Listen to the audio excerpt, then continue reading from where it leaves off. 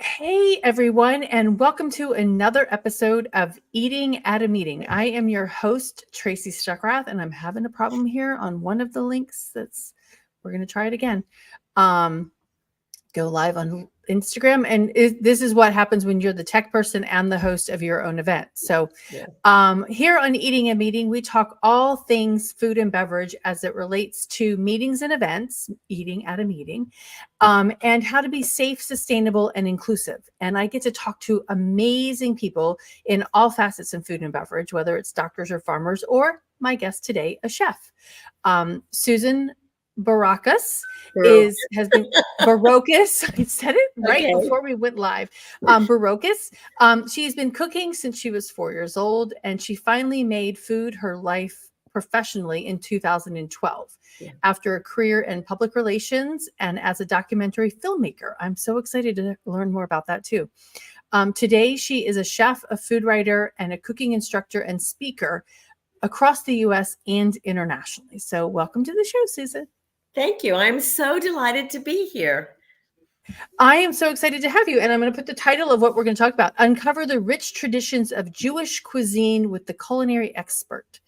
And I got your name, and I'm going to, full disclosure, everybody, Susan and I are both members of the association called La Dame des Escoffiers.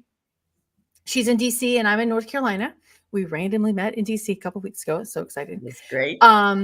But when I put out, hey, I'm looking for somebody, an expert in vegan cooking and Jewish, and everybody piped in Susan's name. So I'm like, we have to chat. Thank you. So you're welcome. So tell us a little bit about what you do as a cooking instructor and a speaker, and what do you speak on as it relates to food and beverage? Right. Well, mostly I do talk about Jewish cooking.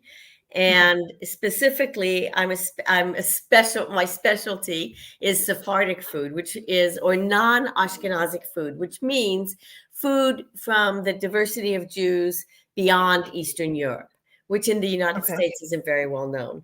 But Jews have lived every place in the world, and every place we went, we took the cuisine and just made it kosher. So like, for instance, in France, we wouldn't be cooking with butter if it's a meat dish, but we would still be cooking with local ingredients, seasonal ingredients, and the flavors of the places. So you have incredible Jewish, Persian food, Moroccan, Turkish, all these different places that we've lived. And that's what I love to do. And then I connect that to reducing waste and to eating healthy. Okay. Well, okay. And that intrigues me as well, that you're incorporating all of those different, everywhere that Jews have lived, the food is like combined, and it makes a nice little, somebody said our friend, Shar said she said a tossed salad versus a melting pot. Yes. Because a melting pot, everything just kind of disappears, but a tossed salad is a mixture of everything. Yes. When my son was little, there's a singer that had this whole song about salad, how we're all salad. We make a great salad together. And I really believe that very, very much. And that's part of what guides me is I don't want these things to disappear. I don't want us all to assimilate. I want us to appreciate. And to me, there's a really big difference. Yeah. Okay. Were you the one that told me that story? The tossed salad thing? I don't know. Anyways, it was in one of my conversations. Okay, so let's talk about because we're doing this conversation today because we're about to hit Passover, which is one of the most prominent Jewish holidays, which also has some additional food restrictions or guidelines to follow. And I really wanted, I actually got a question from a planner a couple of weeks ago. Can you please help me understand what I'm supposed to serve my guests who are Jewish and want kosher, et cetera? So I really wanted to do this just before Passover. So thank you so much for doing this. So let's just jump back to the basics of, can you explain the basic principles of kosher dietary laws for everyone who's unfamiliar? Sure. And there's these basic guidelines that are in our 5 books of Moses, what we call the Torah, and they appear in different places. These are guidelines. If you're very Orthodox, you also believe that it's the word of God. And if you're very observant and hew to that, some people say that Jews were originally vegetarian. And so as we entered in these other lands that had idol worshipers eating everything, that the Jewish people were very small, the Israelites. And so wanting to keep them alive, we came up with kashrut. There's all kinds of different interpretations, but what is it? So first of all, it's a mindful way of eating, and there's blessings associated with everything you eat. But very specifically, there are a few basics. So first of all, the laws of kashrut, which is keeping kosher, kashrut, really pertain to living animals. So all vegetables, as long as they're clean so that there's no bugs on them, and because you can't eat, that would be an animal. Okay. Yeah, you do have to clean in a certain way, so it's very thorough. But it really applies to living animals. So for instance, certain things that you don't eat, pork, shellfish, you don't eat them. The law is that you're eating with split hooves that chew their cud. So you can see that would limit some of those animals. How they're killed. So that's what you are eating. You are eating. So you can eat cows.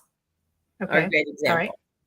All right. You also, how an animal is killed. And this is really hewing to a more compassionate way of eating back in a time when, you might just club an animal and eat it, or who knows, they would suffer much more. You try to reduce the animal's suffering. So for instance, many people refer to you have to sharpen your blade each time before you slaughter an animal, the kosher way. Okay. And you also do in one cut, you cut the jugular. They're gone. There's no suffering. Okay. Also, the blood needs to be drained from the meat. You shouldn't eat the blood of another animal. Is part of kashrut. Certain parts of the animal that are considered unclean aren't eaten. And also, and this is one that really can trip people up sometimes, meat and milk aren't eaten together. And why is that? I know, it's actually one of my favorite rules about kashrut, which is you should not cook the calf in its mother's milk that was meant to nourish it. Gotcha. Okay. So, all right. Yeah, so that's the big separation between meat and milk. Now, that means that you have meat food, dairy or milk food, and then you have parv. Parv's like neutral. You can eat it with either a meat or that's like vegetables. They can be eaten with meat or dairy dishes. Also, interestingly, the fish we eat, and it has to be fish with scales. The fish we eat, like salmon or tuna, that's also considered parv. So you can eat. And there's just there's so much variation within that, Tracy. I can't tell you all the way from, people, it just depends on what people will eat and what they've adapted for themselves. And I know I've shared this story before on the show, but I'm like, and it just goes to show, I'm like, last year, 2 years ago during Passover, I had a meeting and I had one woman who was Orthodox Jew. And so during Passover, we had to find her something. And then I had two other gentlemen who, one wanted the kosher meal from the kosher caterer for breakfast, but he would eat off the buffet for lunch and dinner. And then another one would eat off the buffet for lunch and dinner for all three meals, as long as everything was clearly labeled. So that really goes to show that everybody follows a different guideline in their practice. Oh yeah. This makes hosts and meeting planners crazy. Seriously. Yeah. And the best way, the best way to find out is to obviously ask participants. Also, by the way, the rules for Passover, the guidelines for Passover are different because you can't have grains like barley, oats, wheat, oh wow. It starts to get really complicated, but basically you're not eating bread or things that rise. Okay, leavened. You're not eating any kind of grain that's been exposed to moisture for more than 18 minutes before it's been cooked. So that's why pizza, isn't that crazy? 18 being a very symbolic number. It's high numerically. but which is life. But yeah, so like you couldn't eat regular pasta because that's not cooked within 18 minutes of the moisture hitting Oh. the flour. You have to have Oh. kosher for Passover pasta, which you don't want to eat. No. I was hearing from Apparently. the White House about that, and no, you don't want to eat it. Yeah. But there are so many things you can eat. It's just, so much in Judaism, whether it's about keeping kosher or about the rules of Passover or setting aside the Sabbath on Fridays, a lot of it is about separation, but in a good way. So it's the benefits of separating. So it's the same thing with at Passover, some people try to mimic, let's have noodles. Let's make a kosher for Passover roll. I don't do that. I love the 8 days. That is different. Plus, also, honestly, if you're eating fresh fruits and vegetables, really simple foods, very basic, healthy, not packaged foods, you can eat an awful lot. It's not like you have to worry. So my friend Nancy just piped in here. Trust me, you want to pass on the Passover pasta. She agrees with you. Thanks for that, Nancy. It becomes glue, basically. Yeah. Okay. All right. Well, good to know. Now, glatt kosher versus kosher. So explain that. Okay. So glatt kosher is really just a general term for a higher level of supervision and inspection. And one of the big differences is that the meat, if it's glatt kosher, they have to inspect the lungs to make sure that they were smooth and with no defects. That's glatt kosher meat. And it's, there's different levels of supervision. And if you go to the store and you look at kosher products, you see there's all these different symbols. There's OU and there's K and there's a circle and a star. So those are also different levels of supervision. That's how you can tell. Because like if somebody is very orthodox, they're glatt kosher, they're not going to eat some of those products, even though they're what's called hechshered. Hechshered is the term for what those symbols are, meaning like they're blessed that they were supervised, but not the level of supervision. Kosher is the big general term. Right. And then within that, there's this other kind of level. Okay. That changes. I mean, it's eating according to these laws, and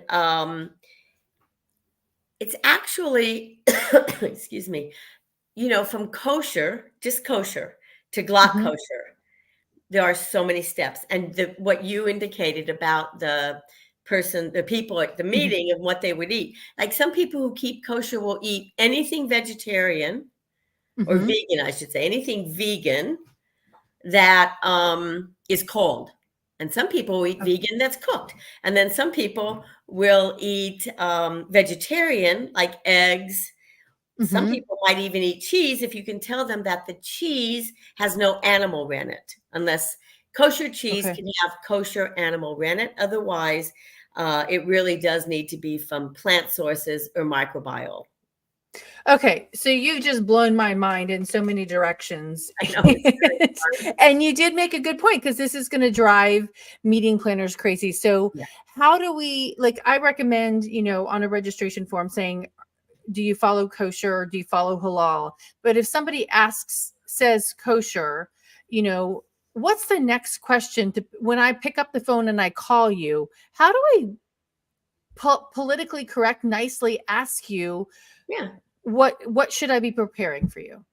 Oh yeah, I think that's what you ask is. So I'm aware that there's other levels of kosher, of keeping kosher, and I want to get it for what is comfortable for you and give you some good food. So what is it that you're comfortable eating? Your form, by the way, could say kosher, glatt kosher. And right there, you would separate anyone. If it's glatt kosher, you're going to be ordering meals that come in a sealed container. It's like on an airplane, you can get glatt kosher. Sealed container, people will eat it only out of those containers or on paper plates that are disposable. So it might be worth saying kosher, glatt kosher. not so many people are going to be probably glatt kosher that are coming to these meetings, but you can get some. I lead Right. tours in the spring with Savor, this project that I'm co-founder of. And, last year we were on a cruise and we had one person who was glatt kosher and they accommodated him, with his meals, which is lovely. So, and there were some people who kept kosher, so they ate from the buffet, just like Right. your folks, right? They ate from the buffet, but they were eating vegetarian. Okay. Okay. Yeah. And that, by the way, one of the really easy ways to deal with this in a meeting situation is to make sure you have lots of fresh food that's served raw, like raw salads, whether it's a fennel salad or a carrot salad or whatever, that doesn't have cheese or Right. eggs, and that you can say vegan. If you say vegan, many, many, many people who keep kosher now will eat that. Well, now you're going to scare off all the meat eaters. No. I know that's just a jab, because there's such a bad connotation with the word vegan sometimes too. So it's So meeting planners have a delicate balance in trying to feed everyone, right? It really is. Yeah. Yeah. Yeah. But you could also say whole food plant-based. You can say whole food plant-based. That's perfect. Yep. That's even better because you're right. The word vegan has gotten this weird. Yeah, I'm sorry for that because that's all it means. Right. Yeah, exactly. So, okay. So, by the way, there's one other step I just want to mention. There's kosher style. Let's make this really. In the state of Massachusetts, you cannot say that. It's illegal.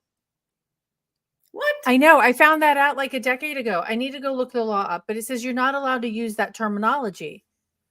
Wow. Yeah. I had never heard that.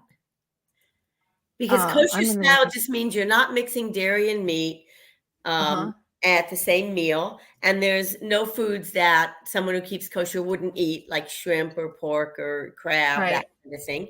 But you're not having blessings on everything. The food is not necessarily hechshered. It wasn't produced under supervision. That's kosher style. I had never heard that. Wow. And I'm going to make me want to look it up. Oh, are you? Yeah, I'm going to look it up. I'm going to try to find it. Yeah, because I found that out like a decade ago when I first started doing all of this. Actually, that's like 13 years ago. But I will look up the law and find it. But so in an essence, in saying, hey, I'm not going to serve meat with dairy. I'm not going to serve shellfish, or I'm going to have dishes that don't have shellfish and pork and etc. So, okay.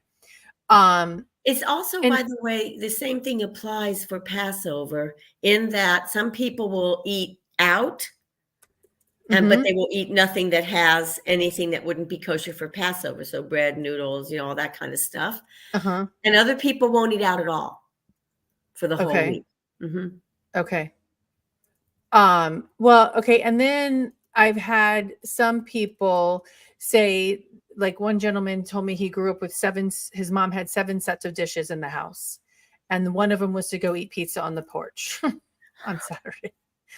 Probably not on Saturdays, but so even in the house and there's different levels of people following it in a household, correct? Right. Yeah. No, not usually in the same house. No. I mean, they might outside the house, but you have everyday meat and dairy. You have your special meat and dairy, like for your Shabbat and other holidays. And then you have that's 4 so far. And then you have meat and dairy for Passover. That's 6. And then you have pizza on the porch. That's 7. Wow. That's how that happens. Yeah. Yeah. I don't do that. But I don't eat meat. So right. Okay. So you don't eat meat. Yeah. So you eat kosher style, vegan. I eat plant forward. Plant forward. And I don't buy cheese that has animal in it because I'm eating more. And I'm not vegan. I eat eggs. And I also I'm pescatarian. I will eat salmon or cod. Okay. Yeah, I used to be much stricter about that, but now I do eat. And so anything that would be considered a kosher fish, I would eat. Yeah. Okay. And so there's really not a need to even think about is it kosher style? Because everything else has already dictated that, yeah, I mean, somebody they could say they're keeping kosher with the way I'm eating. Okay. And I also don't have more than one set of everyday dishes. But what I do have is my dishes are clear glass cooked, that's cleaned in a dishwasher at like 500 degrees, your usual dishwasher temperature, actually can be considered by many people to be either meat or dairy.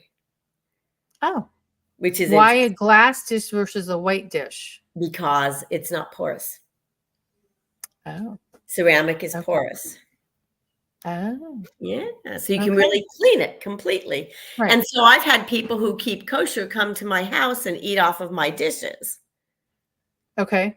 Because you're they know that the food I'm serving is, according to the way I eat, is the same as what they could eat. And then I'm serving it on dishes that they can use. Okay. All right. So I want to go back to the cross bordering, how food travels across borders. Can you talk about that and the Jewish traditions? And and I can't say the word, but you said and it begins with an A. Oh, non-Ashkenazic. So not Eastern European. Okay. Okay. So can you talk about how the Jewish traditions have crossed those borders? And if we're going to Europe and we're producing an event in Europe, and we have somebody that says they want kosher. I mean, it's picking up the telephone and saying, what can I safely feed you, or properly safely feed you? Talk about all of that. Yeah. Wow. I know. Sorry. I just threw like 5 zillion questions in one. First of all, I think that it's really lovely that you talk about picking up the phone and asking. Because that right there indicates such an acceptance and, such an openness and understanding that, okay, this is different from how other people are going to eat, but I want you to be nourished. How can we do that best? And I think that's really lovely. And right there, I think a lot would get accomplished, Okay. Now, when I talk about recipes across borders, and this applies also to Eastern European, but we all know that recipes travel, and they travel with people, right? So the Jews have wandered a lot throughout the world and throughout history. And my own personal history being what's called Sephardic. So my ancestors came from medieval Spain. They were thrown out, and most of them went to the Ottoman Empire, as did about 120,000 to 130,000 Jews and what they called conversos, people who converted but still hung on to their Judaism. So when they traveled, they took all these recipes. I cook dishes that are in Inquisition testimony. People cook the food. That's how we know a lot about the 2 ways we know about what did these Jews eat. And by the way, Spain before the Christian reconquest and persecution, Spain during the Muslim era from the 700 to 1100s was the center of the Jewish world. There were, they think, up to 500,000 Jews there, more than any place else in the world. So you're talking about a huge, huge tragedy and towards this population, with many thousands killed, starting mostly in the 1300s, and then with the Inquisition and the expulsion. What happened? Women took these recipes with them. So first, when you were in Spain, if you were cooking with onions or garlic or leeks and your neighbor smelled it or your maid saw you, they could report you to the Inquisition, and did. And you were arrested, because there was a very distinct cuisine of the Jews of Spain. Very distinct. It had much more in common with the Muslim rulers than it did with Christians. The Christians didn't eat like green vegetables and alliums and all that. Yeah. And so that was number one way that we know about it, is, as I said, from the Inquisition testimony. Like in the accusation papers and the testimony, all kinds of dishes, something called cuajada, which is an egg vegetable dish. There's all kinds of ways that we know. Eggplant dishes. Now, what happens? People leave. So the people left, and the women carried the recipes to their new homes, many of which were in the Ottoman Empire, which, as you may know, was huge, like Syria, Israel, North Africa, Budapest, almost Vienna. It was huge. And also the Ottomans were foodies. They had about 2,000 ships a year came into the Constantinople harbor that were carrying all this food from all over the world and spices and plants. So when the Jews got to the Ottoman Empire, there was this great marriage of food and recipe sharing. So that's the whole idea of how food travels and what do we hang on to. The Jews hung on to keeping kosher. Okay, so they were still doing that, but they were also cooking the dishes and they were adapting to local ingredients and season. And something that I just love is when I see these recipes for things that were made from scraps, food scraps. Like there's a wonderful spinach stem. Spinach was used a lot, both in Spain and then the years after. But they would take the stems off. They didn't throw them away. They made a dish with spinach stems. What kind of dish? Because I've been throwing them in the bag to freeze and put in my soup. That's what I do. I very often just do that. All of us should be saving our veggie scraps in the freezer and making soup. There's cascaricas. Cascaricas is a dish made from zucchini peels because you'd peel the zucchini to put into certain dishes. Nowadays, I make those dishes without peeling the zucchini, but back then you would. And then you'd make this lovely sweet and sour dish from the zucchini peels. Wow. And even in Eastern Europe, think about in Eastern Europe, like schmaltz, the rendered chicken fat. Well, that's just using everything. It's taking the skin and the fat, which you take off, and you render it, especially the fat back then.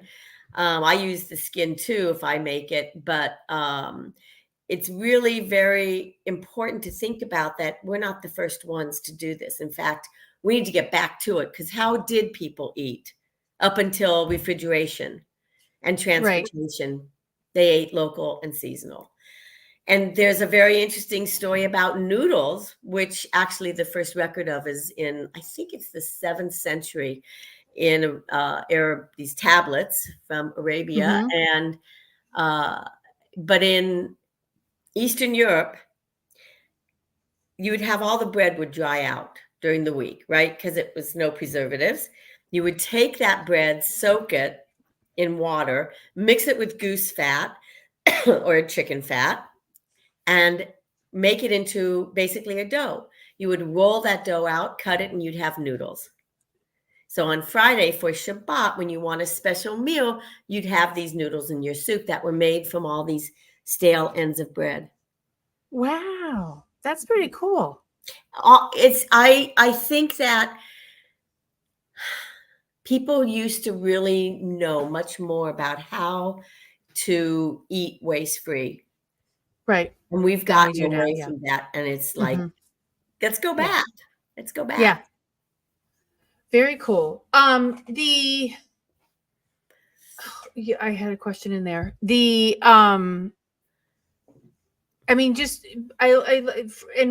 that term like nose to tail, right? Using an animal from nose to tail, but it's the same thing with the vegetable, using it from nose to, skin to insides and utilizing that.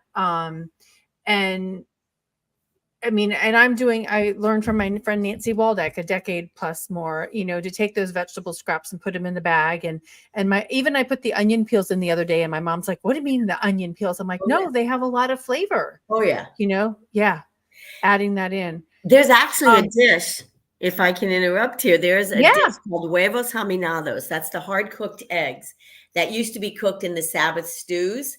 And nowadays, the way that if you want to cook it outside of a Sabbath stew, which is an overnight stew cooked on a very low heat, that was done, people know cholent, that's the Eastern European term, adafina in Spain, hamin in North Africa. But the way that I make these huevos, eggs, haminados, hard, is that I put a whole bunch of onion peels that I save in a separate bag in my freezer. Some of them go into the soup, but I save a bunch and I put them down in the pot, put the eggs on top, pack them in, and then fill it with cold water. I always add a pinch of coffee grinds, and then it's why, because that's how my grandmother, that's like a lot of people do that, but we don't like it. Helps color the eggs, which the onion peels do too. And then interesting. Some people put a little vinegar. I put a little salt, and you cover it. You put on the top of the water, you put oil, like olive oil, so that it helps keep it from boiling out as fast. I put more onion peels, and you cook them for 6 to 8 hours on the stove. You can also make a hard-boiled egg. Yeah. Okay, I need to talk to Virginia Willis, because Virginia Willis told me how to do it in 35 minutes. 35. I mean, I walked in when I was doing the second Passover at the White House. I walked in at 9 a.m. and said, "Okay, you got the onion peels. We got to get those eggs up. We don't have a lot of time. We've got to hard boil the eggs." And they're like, "Who is this crazy lady?" It takes 13 minutes or whatever to have a hard boiled egg, and I'm like, no, you don't understand. So, and what happens then is a transformation of the egg. So it loses all the sulfur taste and smell. The whites become a beautiful brown, like kind of tannish. And the yolks become like a pale yellow, a very pretty pale yellow. And there's a tradition where you take the eggs out after a few hours and you just very gently with the back of a spoon tap the shells, and you create these incredible designs on the egg. Yeah, I should have sent you a picture of that. Do you want me to? Yeah. Send me a picture of that.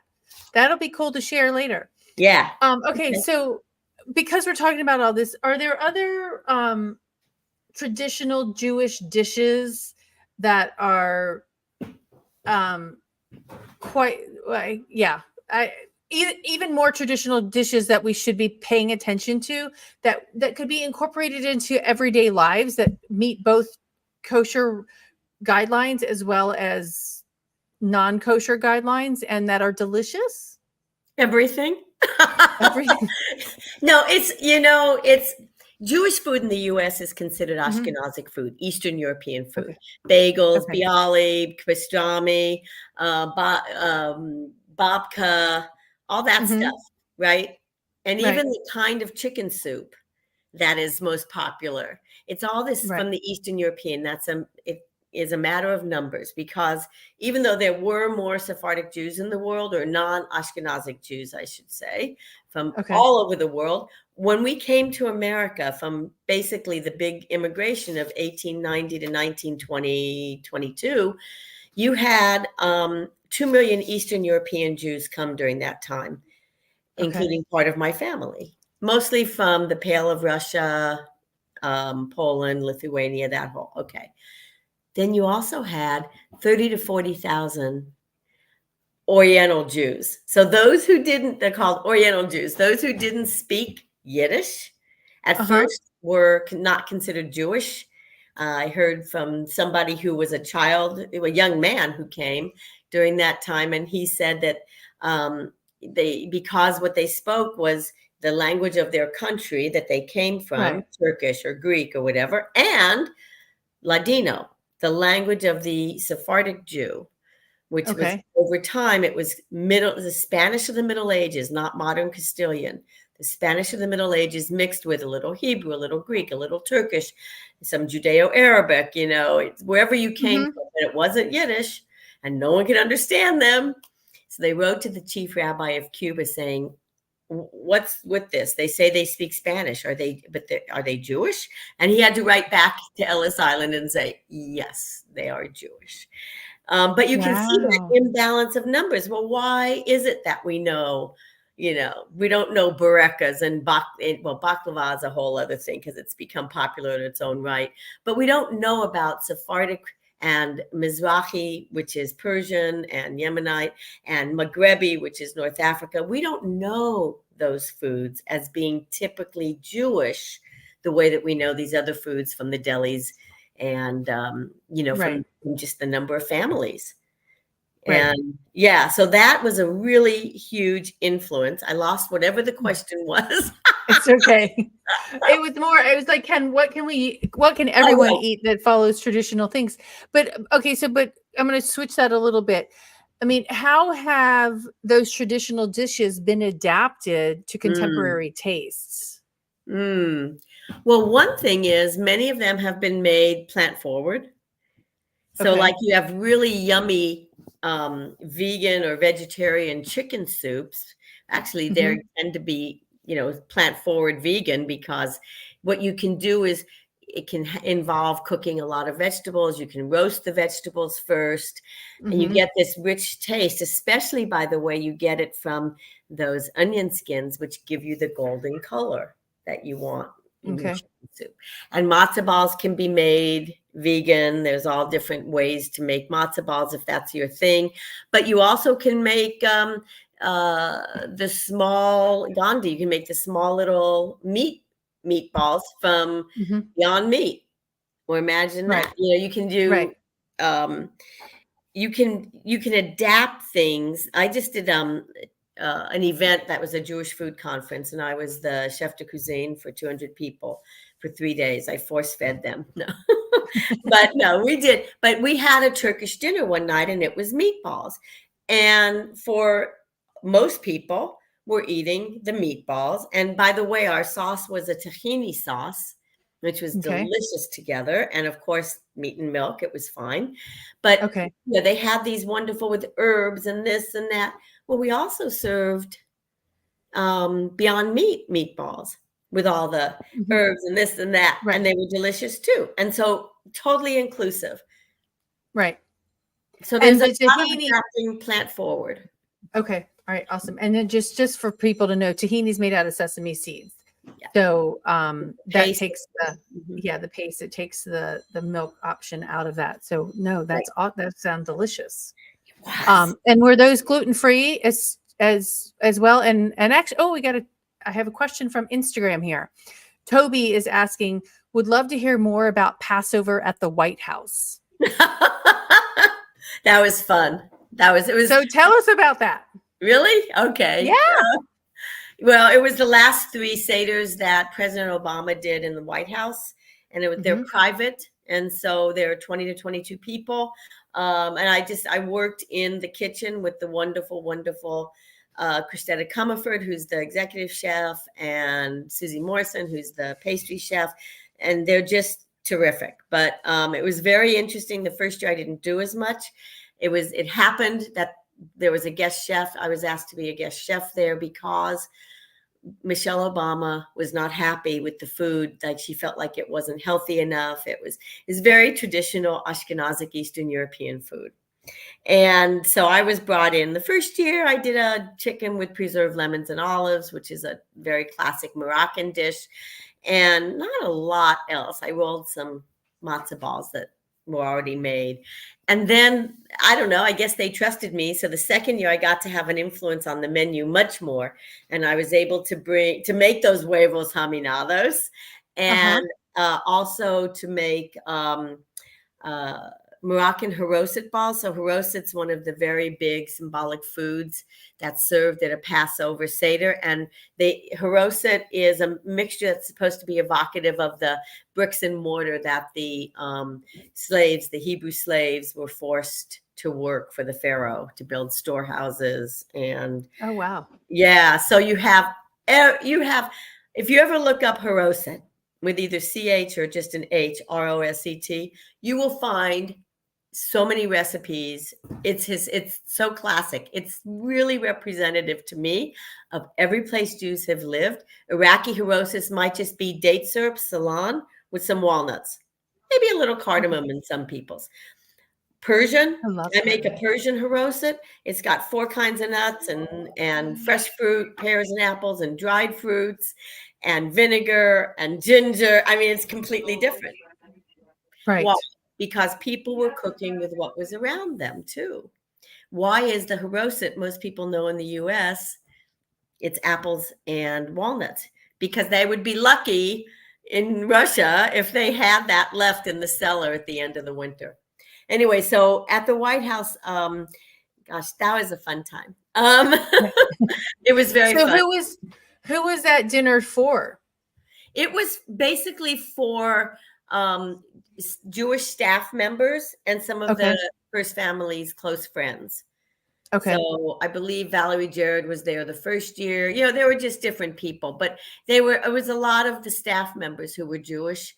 And President Obama always did a Seder at the White House. Every year he was there. He was used to doing Seders, and you hear him bellowing out, singing, "Let My People Go," and other songs. You're like, oh my God, you just get chills thinking about how this crossed over so many, brings together so many different people. That's awesome. And did you get to use vegetables from the herb garden or from the garden, the White House garden? No, interestingly, no. And I probably, because the time of year, there wasn't so much there. Yeah. But I did add a lot of green. One thing that I had learned about this from a farmer who lived in Maryland, it was a very interesting saute because end of winter, right? So it was radishes, spring onions, and garlic sauteed. Oh, yummy. So good. You got to do it. Oh my God. I am going to do that. You do you slice your radishes and you start them off first. And then you can add your spring onions and your garlic. Oh my God. And it was, yeah. So the second and third years we had that. We had an arugula salad with roasted squash, butternut squash, and pomegranate and a citrus dressing. Oh, that's so much better than just pulling the arugula out of the box and eating it with dressing on it. Arugula is one of my favorite ingredients. There's so much. Oh, I love it. Yeah. Yeah. But it's also, when I think about, excuse me, like I'm putting together a Passover menu now for my Seder. Okay. And I'm thinking, okay, what's going to be at the market? And that's what we all should be thinking. And by the way, I shop mostly at farmers markets once I can, when they're open. And even in the winter, there are some farmers markets in DC that are open. They don't have as much, but now we're starting to get into, I really believe we should be supporting farmers and farmers markets because you will get better food, fresher food. Usually pick that morning or the day before. Okay. 100% agree. I went last week and my friend Steven and Ryan had fresh everything. So I'm like, let me have it. Now I got it. That's the problem. Let me have it. Let me have it. Yeah. Right? And now let me eat it all. Yeah, exactly. As we're approaching Passover and we've got events, and my event is not happening during Passover this year, which is a good thing and a bad thing. Yeah. Actually, when I did it 2 years ago, it was also Ramadan. So I'm like, oh my gosh, please give me everybody. But I only had the one Passover, the one kosher person. But can you share what would be, I mean, because we're going to have, if I had that woman again, coming and she's Orthodox Jew, is there something that we should be asking for dishes from that kosher caterer, or just go by with what they've got? Well, Passover presents another dilemma because most people thoroughly clean their kitchens and pull out Passover dishes if they're keeping kosher, as we talked about, and will only eat really kosher for Passover food, which is another level. And so your kosher caterers, some of them convert to being kosher for Passover, some don't. It was hard to find the caterer that would do that. Right. It is hard. And she might, I would check with her because she might be willing to eat salads that are cold salads. It's really, as we talked about, there's so many shades of how you keep kosher and how you keep kosher for Passover. Right. Yeah. And it goes back to what you said earlier too, is that a lot of people don't even go out because it's just challenging, even more challenging to confine that. Yeah. Okay. Let's see. How I don't know. You said something a minute ago. I don't remember what it was. Let me go through all my questions that I had for you. Because I think we've touched on them all. Is there anything like that you really think that we should understand better about the kosher cuisine in feeding people in other times of the year? That's a good question. Yeah, I think we should all try to understand that this is, I know a lot of people think of it as, oh my God, this is such a pain. But it's Right. just like if somebody's going to be gluten-free, somebody, Mm-hmm. it's another way of eating, but Mm-hmm. it is a choice. So sometimes, people are, but so is being a vegetarian. Right. It's a choice. So is Right. being vegan, right? And Right. I think just to understand that there are so many different levels, and the only way you're going to get it right is to talk to the people involved. It's the Okay. only way. Yeah. And I Right. think that as meeting planners and event planners, it's, you want to try to be respectful. So I Right. can tell you this story about when I did a reception for a film I had made, and got the British Embassy to host a reception before the screening at the Kennedy Center. And it was so lovely. And the social secretary says, "Oh, we're so excited. I will send you a menu so you can look it over." The menu came, and it was bacon wrapped water chestnuts, skewers of shrimp. It was just, so first of all, it was during Passover. And second of all, it was just like, I was just stunned. And I said, out of courtesy for the people there, it would be better, because there were it was a Holocaust film, Right. Holocaust survivors and liberators and rabbis. And I said, this is the kind of event that, let me help you understand what we can have. But then it was during Passover, and they couldn't do anything with that. So what I did was found a caterer in town in DC who was converting to Passover cooking. And we had a table, and the table said, "This is kosher for Passover from XYZ caterer. If you are observing kashrut for Passover, please feel comfortable eating here. And for everyone else, we have all this other food." And it worked. So so now my question is, did that food get eaten? Yes. Oh, yes. Because there's so many times, and I think your event is a little bit different because it was a movie about the Holocaust, but so many times planners order the kosher meals and the people don't pick it up because they're like, "Oh, I can eat that off the buffet." And I think it goes back to that thing, like, let's pick up the phone and ask them. Will you eat off the buffet, or what will you eat off of a buffet? Right.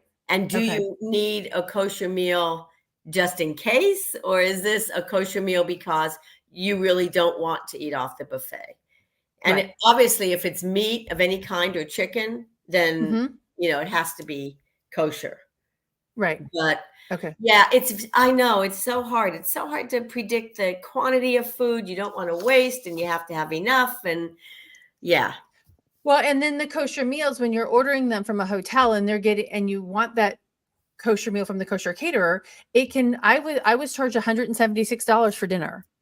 And my regular dinner, at the hotel was $100, right? So my breakfast, to get a kosher meal for breakfast, is $110. So it really does. I think it really does lend itself to saying, "Hey, let's pick up the telephone and understand what level of observance that you're having, no matter what time of year it is." Because the thing is, kosher food is more expensive because it's supervised. So you have that other level, but it should not. Unfortunately, I think sometimes it's taken advantage of. Unfortunately, well, and it's delivery charges and all that other stuff. You have all that added in, for sure. But yeah.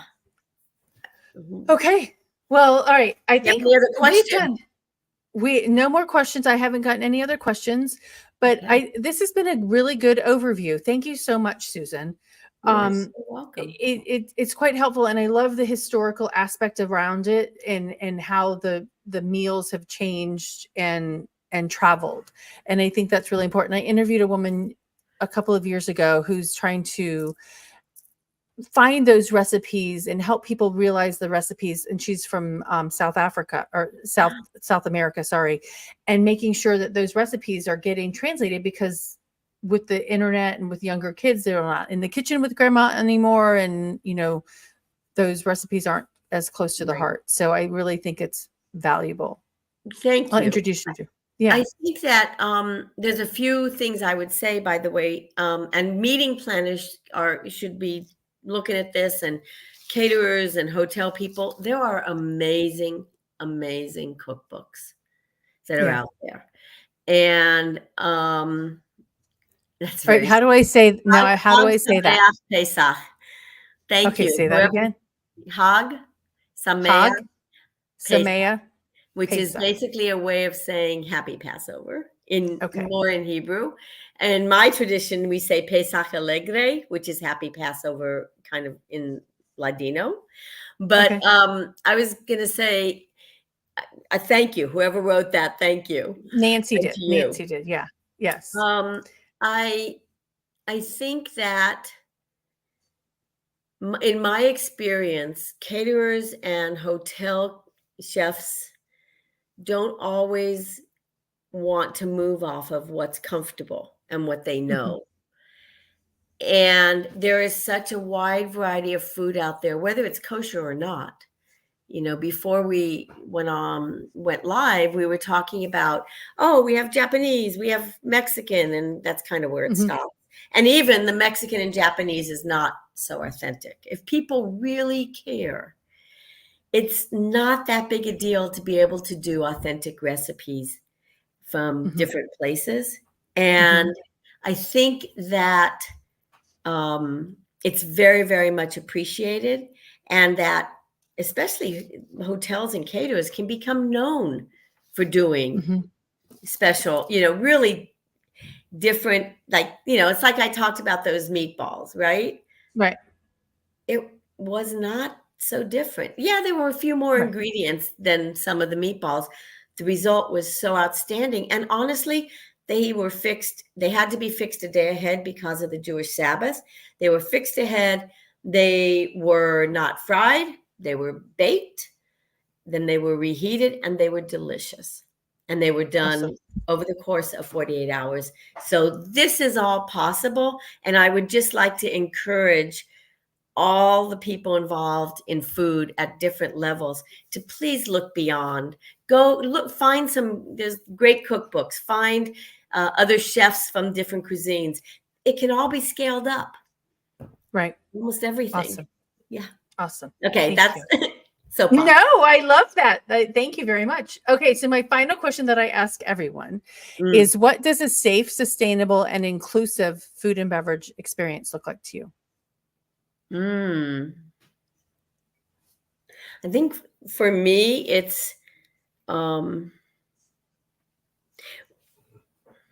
that, first of all, it's primarily one that I can eat. It's like not going to a restaurant, everything is a meat dish of some sort, or everything is gluten and cheese, and, it's having healthy food that's accessible. And I love knowing, or even seeing sometimes, they've used so much of the vegetable, for instance, top to tail. I love that. You get some radishes with those beautiful roots. Leave them on there. It makes me feel happy. I think, and I think also the freshness of food speaks to the safety of the food to some extent. Yeah, that's it. I think You're welcome. Thank you so much. I appreciate it. All right. So I've got your Instagram handle here, so everybody can follow you on Instagram. Thanks. Just your first name and your last name. Yep. And then your Savor Experience is that Jewish traditional So experience? Savor Experience has to do with it's Sephardic food and music that Okay. was started with a Ladino singer named Sarah Aroeste, and we have this whole project going that we go all over. We teach, we sing food, we sing, Awesome. and we lead Jewish heritage, especially Sephardic travel adventures.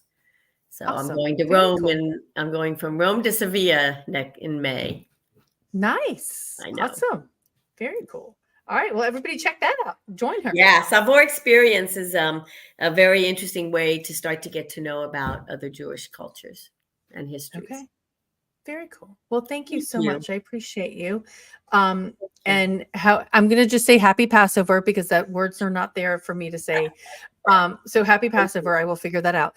And I appreciate you so much. Thank you. And I appreciate that you are so focused on doing this, Tracy. It's really wonderful.